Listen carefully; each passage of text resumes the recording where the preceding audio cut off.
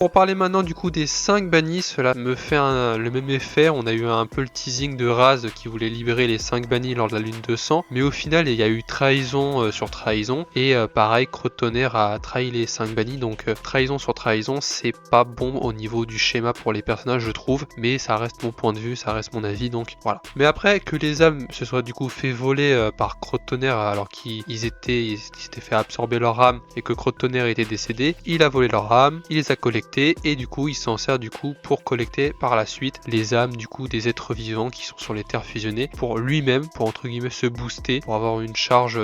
d'âme entre guillemets dans son corps. C'est un dragon qui vole les âmes des vivants. Donc dites-moi en commentaire si vous êtes d'accord avec moi, si vous avez des points positifs par rapport aux personnes, n'hésitez pas à le mettre dans l'espace commentaire. Également des points négatifs comme j'ai pu les citer là, si vous êtes d'accord avec moi, ou si vous avez aimé. Moi je suis mitigé, je rappelle que je suis mitigé par rapport aux 5 bannis, par rapport au Crotonnerre. Je suis mitigé même si ce sont de bons personnages, ils ont été bien développés, mais je trouve que par exemple les 5 bannis, là-dessus leur pouvoir élémentaire, ils ont tous un pouvoir élémentaire, on le voit